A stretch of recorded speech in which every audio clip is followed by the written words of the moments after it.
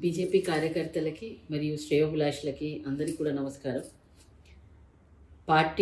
BJP party ticket ఎవరికైనా ఇచ్చినా కానీ తప్పకుండా నేను పార్టీ నాగర్ కర్నూలులో గెలవాలని కృషి చేస్తాను.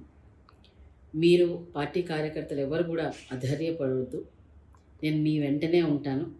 మనం అందరం కూడా కలిసి నాగర్ కర్నూలు పార్లమెంట్ గెలిపించుకోవాలి ఈసారి. దాని గురించి నేను రేపటి నుండి విస్తృతంగా నాగర్ కర్నూలు పార్లమెంట్ పర్యటిస్తాను. మరియు మీ వెంటనే మీ తోడుగా ఎప్పుడు కూడా ఉంటాను. మీరు ఏది కూడా తప్పుగా అనుకోవద్దు. మనం అందరం కూడా బీజేపీ కార్యకర్తలము.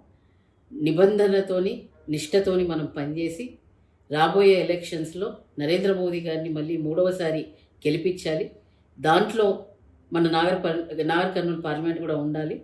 సో మన అందరం కూడా కలిసి నాగర్ కర్నూలు పార్లమెంట్ని ఏ రకంగా గెలిపించుకోవాలో, మనం ఏ రకంగా ముందుకెళ్ళాలి, జనాల లోపలికి నరేంద్ర మోదీ గారిని తీసుకెళ్ళాలి.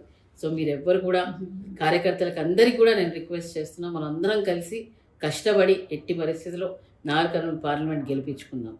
అందరికీ కూడా ధన్యవాదాలు.